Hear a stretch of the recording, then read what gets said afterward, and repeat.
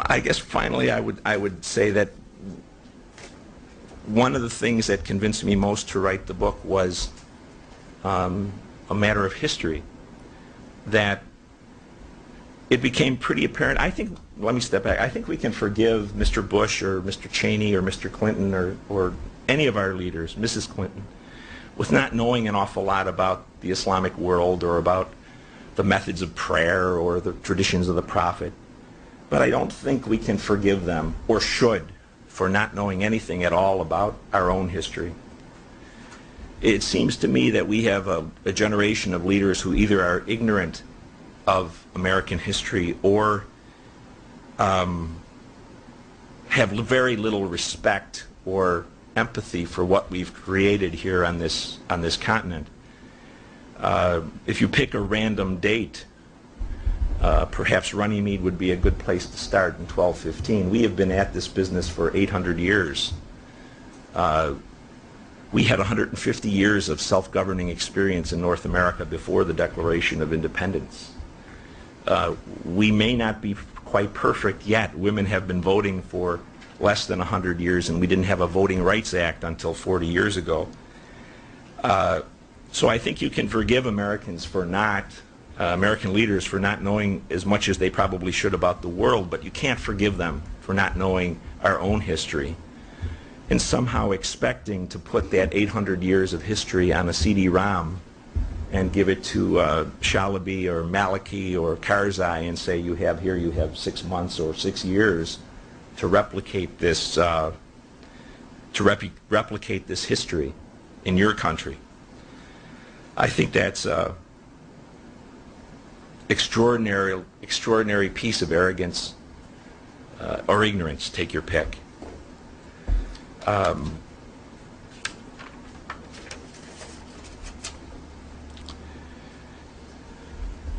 On the specific issue of terrorism, I'm afraid I couldn't find a way not to repeat what I repeated in the first couple of books I wrote to some extent.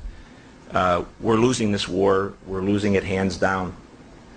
We're not even in competition, primarily because we're still stuck with a political class that insists that we're being attacked because of how we live, because we have democracy, and because we have voting and we have women in the workplace. And of course that has virtually nothing to do with what this war is about. This war has to do with the impact of what at least the Islamic world regards as intervention in their world. And whether we regard it that way or not, perception is reality. And the perception that we are intervening in their world to make things worse for Muslims is the reason we're at war. If we were at war with people who were intent on dying because we had women in the workplace, we would face a lethal nuisance, not a national security threat. And so 12 years after bin Laden's declaration of war, 7 years after 9/11, we still don't have a clue about an enemy that's far more dangerous to us than anything we have described to the American people. That's powered by what we do, not who we are. And is certainly driven by religion. The endless Islam is a religion of peace chant by our leaders is surely the truth. All great religions are religions of peace unless they feel cornered. And I'm afraid many in the Muslim world feel cornered by Western intervention. We don't teach history very well. We always say the Muslim world needs a reformation. We don't always say that there was 100 years of fierce religious wars in Europe because of the Reformation. This is something I don't know if we can overcome, but we're certainly not doing America any favors by not recognizing the religious dimensions of this war. It wasn't long ago when people would take pride in fighting for their religion, but somehow that's a negative thought in America these days. Perhaps most distressing we have politicians in both parties who can't go to the safe way without looking at polls, and the Middle East Institute and other people around town surely have now polling information in the Islamic world for the past 15 years that's very reputable, very thorough, and there's nothing in that that would suggest the motivation of our enemy is a hatred for the way we live. Those polls in most Muslim countries show majorities, and sometimes large ones, that admire the way American parents can feed and educate their children, find housing, find employment, speak their mind.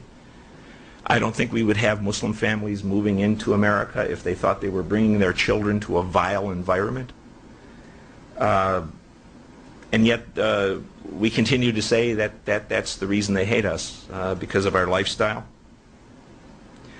The same polls show that 80% of Muslims, according to the University of Maryland's poll in the middle of last year, share bin Laden's view that our foreign policies are an attack on Islam.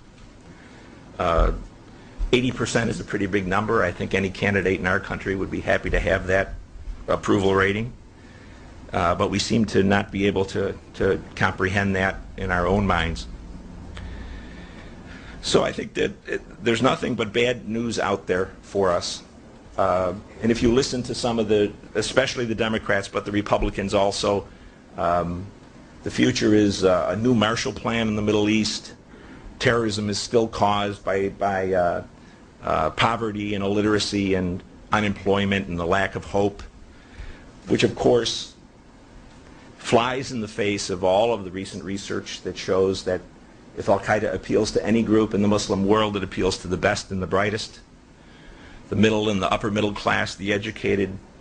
It's always extraordinary to me to hear a public figure declaim about how illiteracy foments terrorism when Al-Qaeda probably spends 60% of its budget on the internet and internet programs, which to me suggests they may not be looking for illiterates. I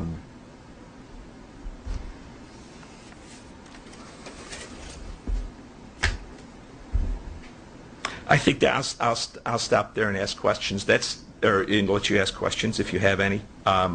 Those are the basic reasons I tried to write the book. I thought, and do think, America is in a very bad problem here. It is a problem on the bright side that's largely of our own making. We are the only entity that can resolve, decrease the animosity of the enemy toward us. We create our foreign policy. We implement it. We keep it in place. It's the only indispensable ally that Al-Qaeda, the Islamists generally have. To the extent that American foreign policy changes in a way that we can disengage from the Middle East, exactly to that extent will the focus on America as the main enemy decrease.